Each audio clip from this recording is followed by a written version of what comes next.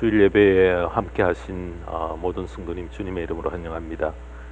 오늘 3월 14일 주일을 맞이하였습니다. 증거받을 말씀의 제목은 읽고 듣고 지키는 자의 복이라는 제목으로 본문의 말씀은 요한계시록 1장 우리 1절에서 3절까지 말씀입니다. 우리 함께 합독하시겠습니다.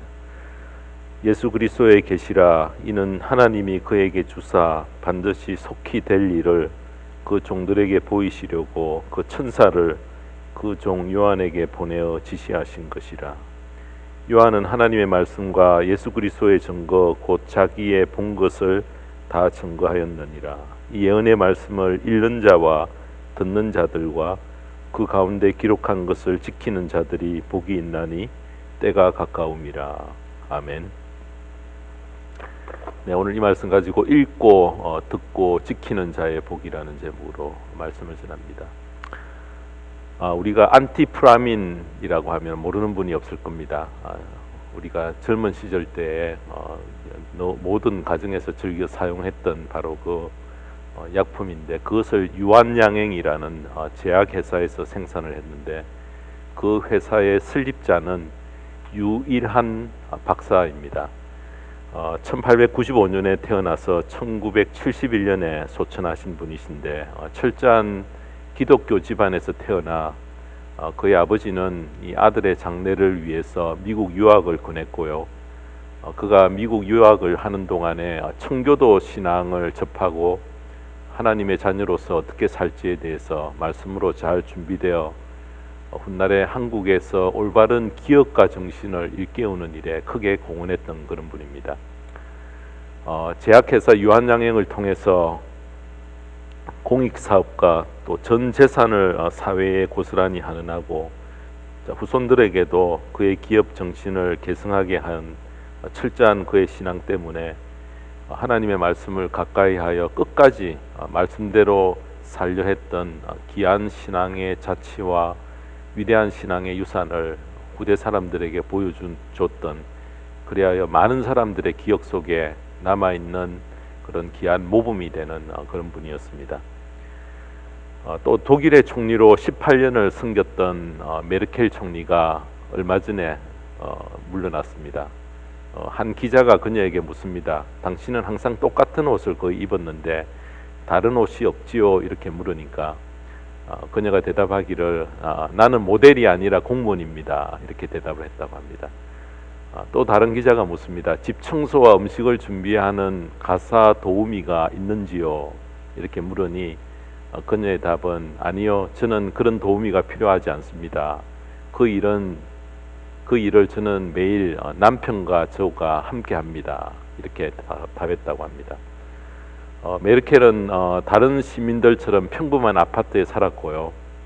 특별히 그녀는 2차 세계대전 때 독일 히틀러가 행했던 그런 만행에 대해서 철저히 잘못을 인정하고 회개하는 마음으로 어떤 피해자가 그것을 언급할 때 철저히 무릎을 꿇어 그 관계를 회복하는 데 힘을 썼다는 것입니다. 여러분, 일본은 굉장히 사과하지 않고 끝까지 버티는 그런 모습과 참 비교가 됩니다.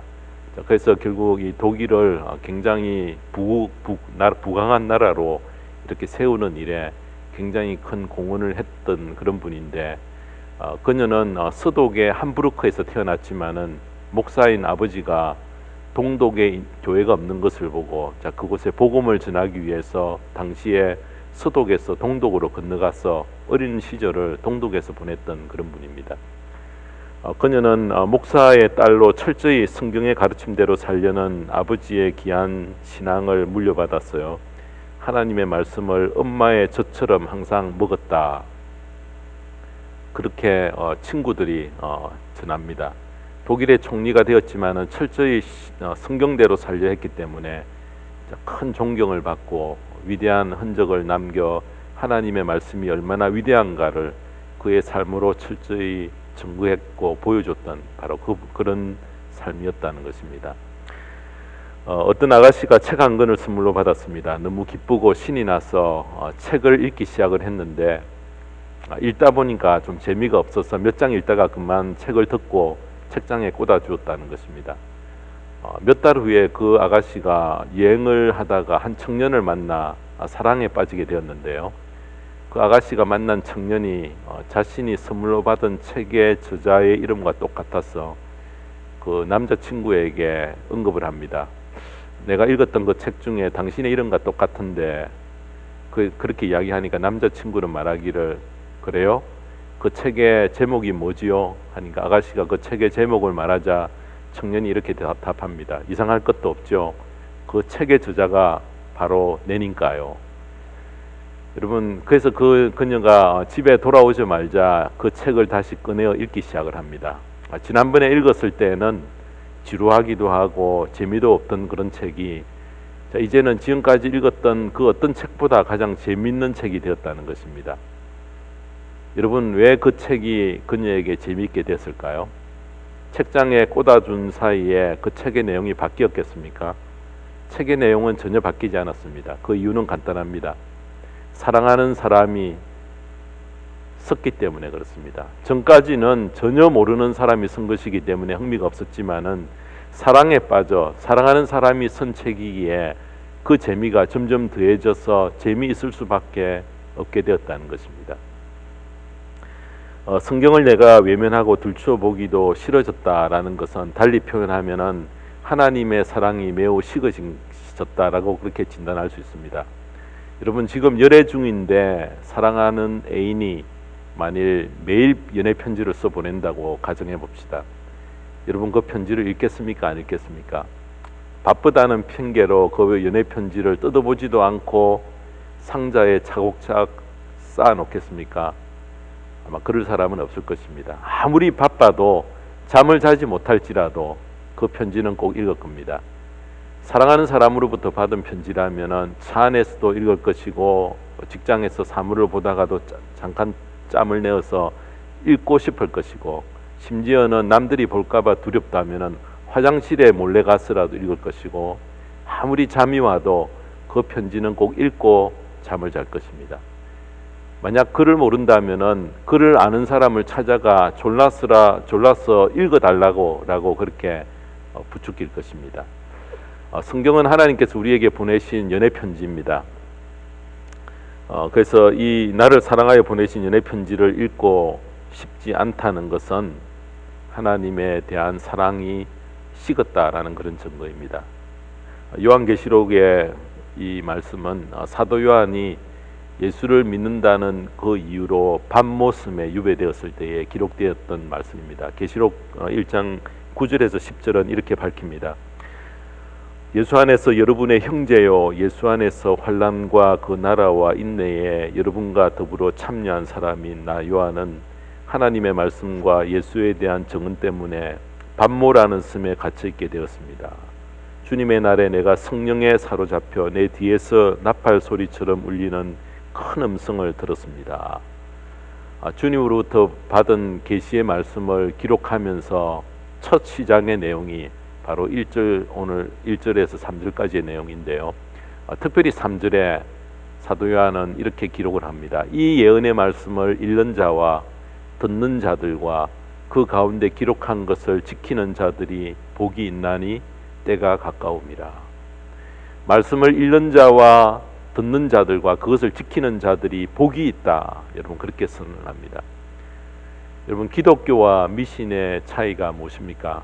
여러분, 기독교는 철저히 말씀의 종교지만은 미신은 말씀이 없습니다.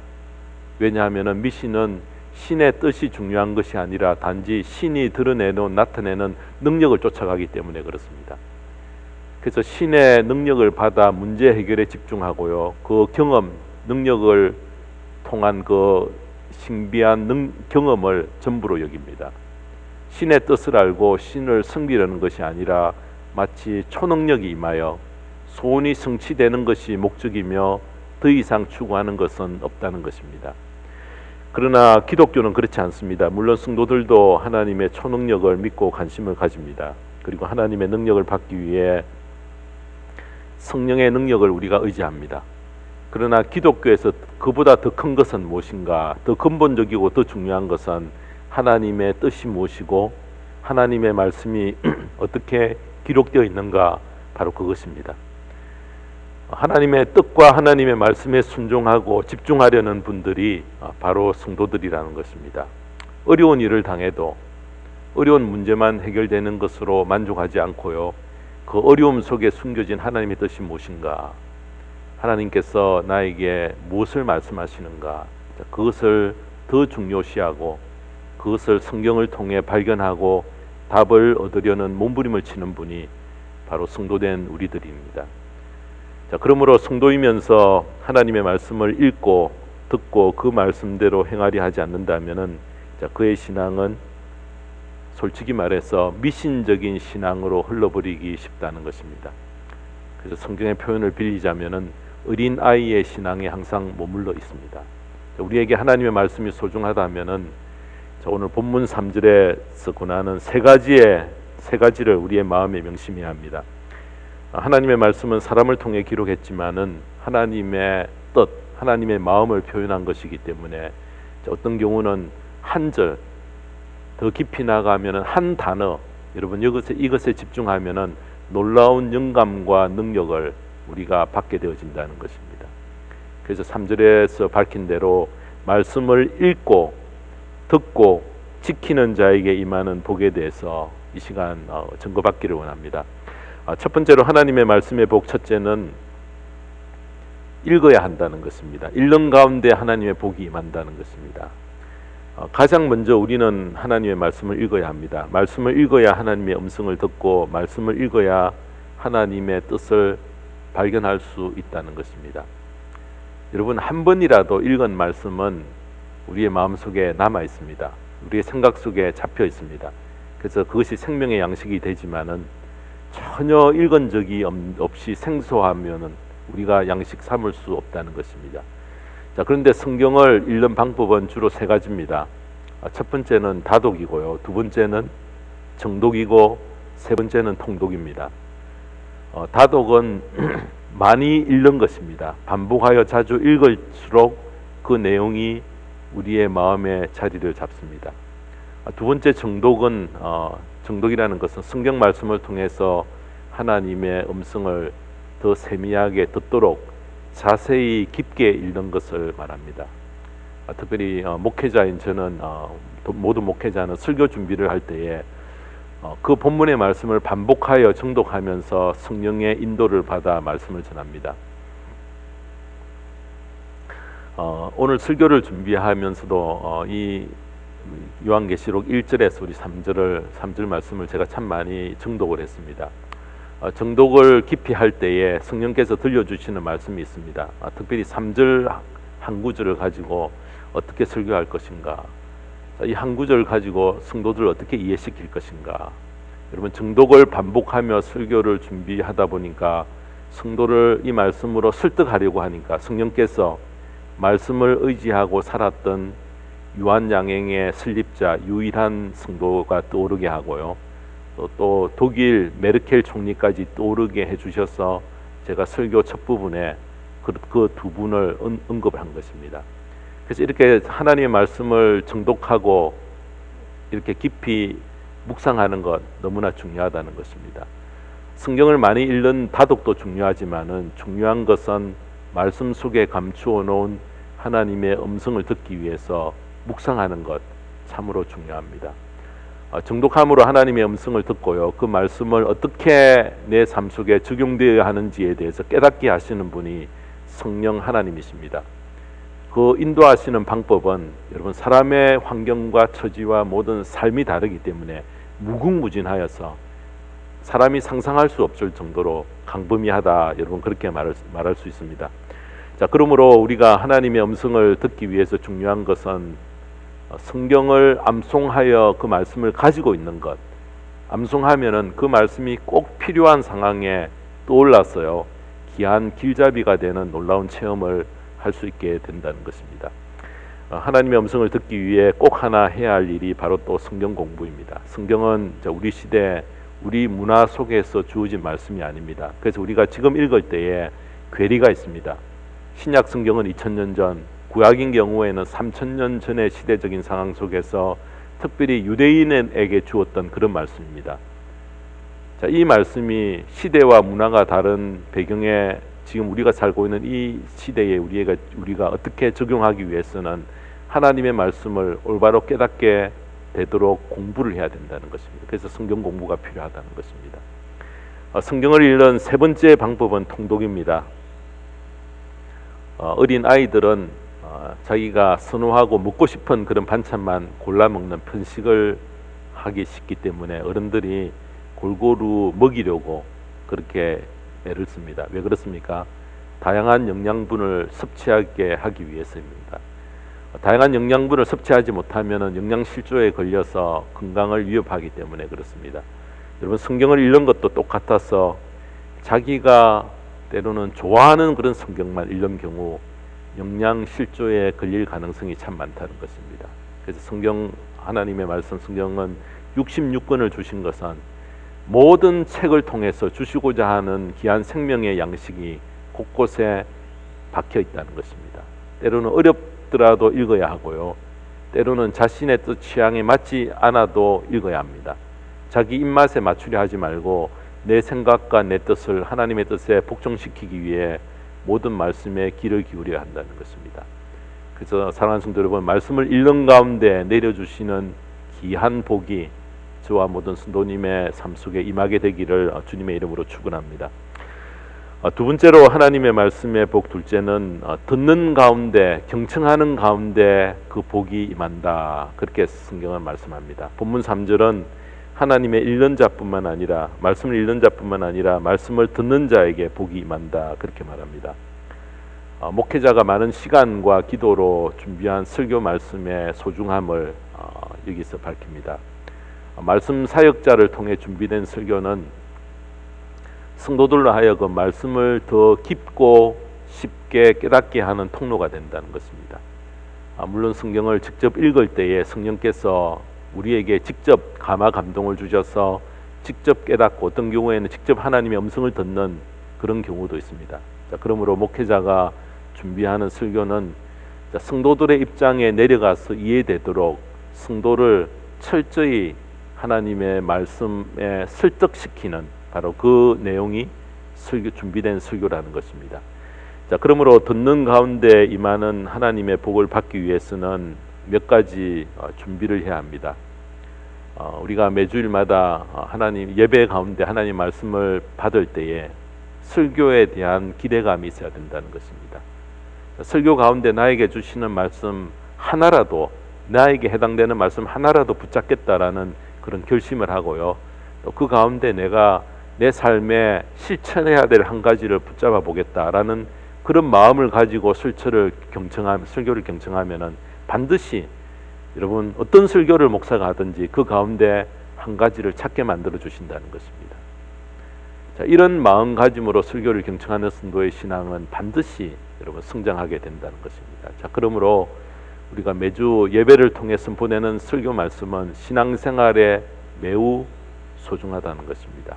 그런데 사단은 하나님의 말씀을 듣지 못하게 방해합니다.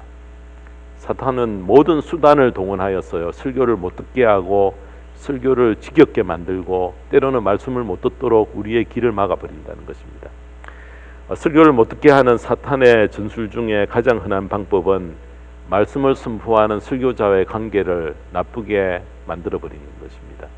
그래서 여러분, 설교자를 무시하게 만들고 설교자의 약점을 자꾸 들추어내어 실망하게 만들면 그의 설교가 들려지지 않고 항상 비판하게 된다는 것입니다. 아주 사소한 이유로 그 관계를 깨뜨려 버립니다. 그래서 설교자 스스로 조심해야 되고 그 관계를 항상 올바로 유지하기 위해서 설교자도 부단히 노력해야 됩니다. 관계가 원활해야지 준비한 말씀이 잘 전달되기 때문에 그렇습니다. 그러므로 좋은 관계를 유지하기 위해서 성도와 목회자는 서로 힘쓰고 노력해야 한다는 것입니다.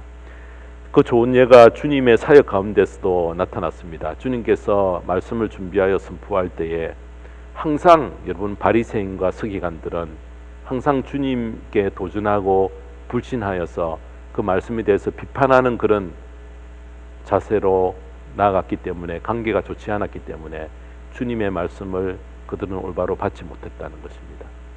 그들은 말씀을 듣긴 들어도 이해하지 못했고 주님의 말씀의 은혜를 전혀 받지 못하고 항상 트집 잡으려고 했습니다. 그래서 예수님께서 자주 하신 말씀이 귀 있는 자들아 들으라 그렇게 말씀하셨고요. 귀 있는 자는 성령이 교회에 하시는 말씀을 들을지어다 그렇게 말씀하셨던 것입니다. 갈라디아서 6장 6절에 보면은 말씀을 배우는 사람은 가르치는 사람과 모든 좋은 것을 함께 나누어야 합니다. 자, 여기서 함께 나누라는 이 말씀의 표현은 성경적인 표현은 코이노니아라는 말입니다. 코이노니아라는 말은 우리 성경에 교제, 사귐, 나눔 등으로 번역이 되는데 가장 소중한 것은 생명까지도 서로 나누는 것을 말합니다. 말씀의 가르침을 받는 사람은 말씀을 가르치는 사람과 모든 좋은 것을 서로 나누고 자, 이것은 서로 운명 공동체가 되겠다는 마음을 가져서 그 좋은 관계 속에서 신앙생활을 지속해야 된다라는 그 의미가 여기에 들어 있습니다. 우리 주위에는 목사와 좋은 인격적인 관계를 맺지 못하고 불편한 관계에 있는 사람들을 보게 됩니다. 여러분 그런 분들은 교회에는 다니고 있을지라도 신앙생활이 즐겁지 않고요. 신앙이 자라지도 않고 신앙적으로 방황하기도 하고 결국에는 신앙에서 멀어지는 그런 안타까운 일을 겪게 된다는 것입니다. 사랑하는 성도 여러분, 자, 우리가 하나님과 멀어지면은 하나님이 손해입니까? 우리가 손해입니까? 우리가 손해입니다. 말씀을 선포하는 목사와 사이에서 관계가 나빠지면은 둘 다 여러분 손해를 보게 됩니다. 그래서 말씀을 듣는 가운데 내리는 축복을 놓치지 않기 위해서 자, 이렇게 모든 그 사이에 있는 방해를 다 제거하였어요. 말씀을 달게 받고 자, 그 속에 숨겨진 복을 나의 것 삼을 수 있는 저와 모든 성도님의 복된 삶이 되기를 주님의 이름으로 축원합니다. 마지막 세 번째로 하나님의 말씀의 복 셋째는 지키는 가운데 임한다라는 것입니다. 지킨다, 순종하는 가운데 그 복이 임한다는 것입니다. 말씀을 읽고 듣고 지키는 것은 너무나 당연한 말씀인데 말씀을 읽는 자에게 복이 임하고 또 말씀을 들을 때에 임하는 복이 있고 읽고 들은 말씀을 순종하여 실천할 때에 더 큰 복이 임한다. 여러분 실천이 없다면 모든 것이 다 헛사라고 돌아가고 맙니다. 그래서 오늘 본문 3절에는 이 예언의 말씀을 읽는 자와 듣는 자들이 복이 있다는 말씀으로 끝나지 않고 그 가운데 기록한 것을 지키는 자들이 복이 있나니 때가 가까움이라 그렇게 말씀합니다. 야고보 사도는 말씀을 듣기만 하고 행치 않는 사람을 가리켜서 자신을 속이는 사람이라 그렇게 했습니다. 야고보서 1장 22절에 보면은 말씀을 행하는 사람이 되십시오. 그저 듣기만 하여 자신을 속이는 사람이 되지 마십시오. 1장 25절에도 보면은 율법을 듣고서 잊어버리는 사람이 아니라 그것을 실행하는 사람인 것입니다. 이런 사람은 그가 행한 일에 복을 받을 것입니다. 우리 모두는 자신이 살고 있는 나라 안에서 허락된 모든 권리를 우리가 누리지만 그 나라의 법을 우리는 지켜야 합니다. 여러분 법을 지키려 하지 않을 때에 갈 곳은 두 곳뿐입니다. 딴 나라로 이민을 떠나버리든지 아니면은 감옥에 가야 합니다. 여러분 미국 국적을 가졌다면은 미국 안에서 우리가 미국 법을 지켜야 합니다. 우리는 하나님의 나라의 시민들입니다. 하나님 나라에서는 하나님의 말씀이 곧 법입니다. 우리가 하나님 나라의 시민들이라면은 그 나라의 법인 이 하나님의 말씀을 순종하며 살아야 한다는 것입니다. 하나님의 말씀을 외면하면은 하나님의 나라의 시민이라 말할 수 없습니다. 성경 어느 곳을 보더라도 말씀을 읽거나 듣는 것으로 그치라는 말씀으로 끝나지 않고요. 이 하나님의 말씀은 우리의 삶의 실천으로 우리에게 주셨다는 것입니다. 성경에 약속된 모든 복은 자, 그 말씀을 따라 행하는 사람에게 내려주시는 그 복입니다. 그래서 오늘 제가 말씀을 읽고 듣고 지키는 자의 복에 대한 설교 마무리를 어떻게 할까 고민하다가요. 말씀대로 살려고 했던 한 분을 제가 소개하며 설교를 마치고 싶습니다. 고당 조만식 장로님을 소개하며 설교를 마치고 싶은데요. 이 조만식 장로님은 1883년 2월 1일에 출생하셨어요. 1950년 10월 18일에 하나님의 부르심을 받고 감옥에서 세상을 떠나신 분입니다. 한국의 독립운동가이며 일제하에서는 교육자였고 종교인, 언론인, 정치인이었습니다. 22세 때에 복음을 처음 받고 상업과 종교활동에 전념하다가 1919년에는 3.1 만세운동과 투옥을 당하기도 했습니다.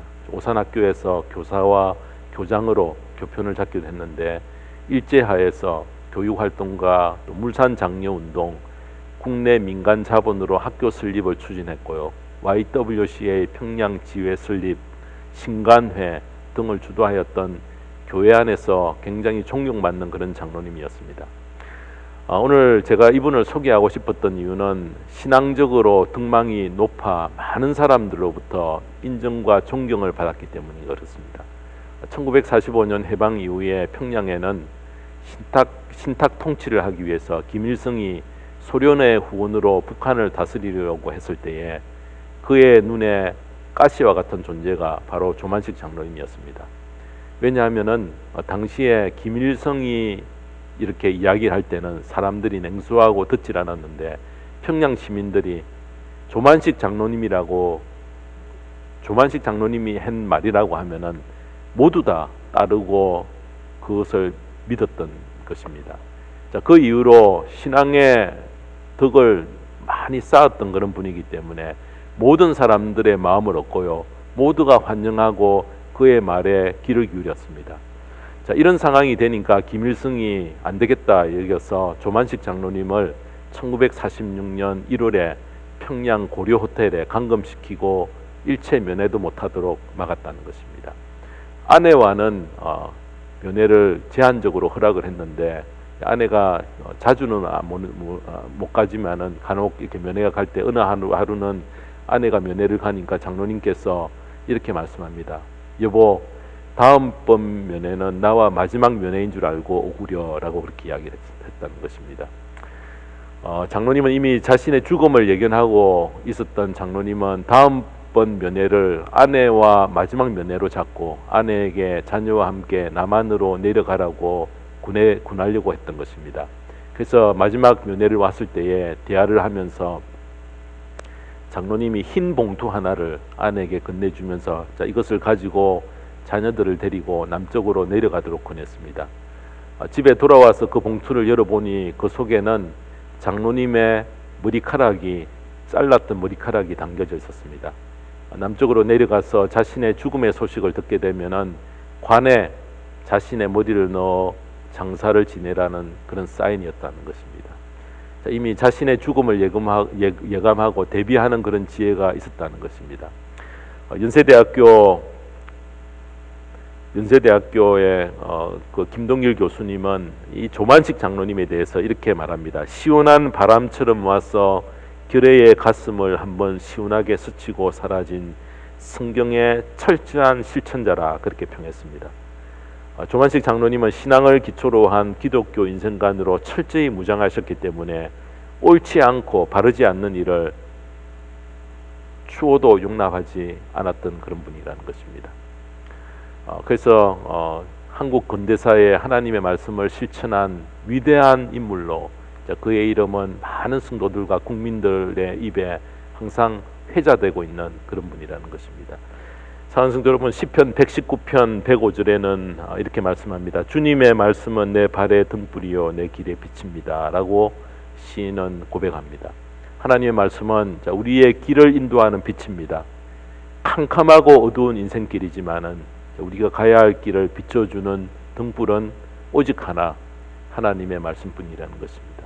이 시인의 고백을 나의 고백으로 삼고 더욱 말씀을 가까이 하는 삶을 살아가십시다. 말씀 읽는 것을 게을리하지 말고요. 설교에 귀 기울여 말씀을 들을 때에 하나님의 음성으로 나에게 주시는 말씀으로 우리가 듣고 받고 읽은 말씀을 들은 말씀을 순종함으로 순종하는 자에게 약속하신 그 모든 축복을 나의 것 삼는 복된 생애가 되기를 주님의 이름으로 축원합니다. 기도하겠습니다. 하나님 아버지, 성경을 읽고 듣고 기록된 말씀을 지키는 평범한 그 말씀이지만은 이 속에 숨겨진 보화를 캐내어 나의 것 삼기를 원합니다. 하나님의 말씀을 마음에 담고 있는 축복이 얼마나 위대한지 신앙의 선배들에게 내리신 삶의 열매와 결과들을 우리가 보게 하시고, 우리의 남은 시간을 어떻게 말씀을 대하며 살아야 할지에 대해서 결단하는 이 시간 되게 인도하여 주시고, 말씀을 읽고 듣고 실천하는 그 일에 더욱 영안이 열려서 나의 삶이 더욱 주님께 가까이 나가게 되는 귀한 계기가 되어줄 수 있도록, 약속하신 그 귀한 복을 이 땅을 사는 동안 누리며 후손에게 전하는 귀한 사명을 감당하는 저희들 되어줄 수 있도록 인도하시고 축복하여 주시옵소서. 감사드리며 우리 주 예수 그리스도의 이름 받들어 기도드리옵나이다. 아멘.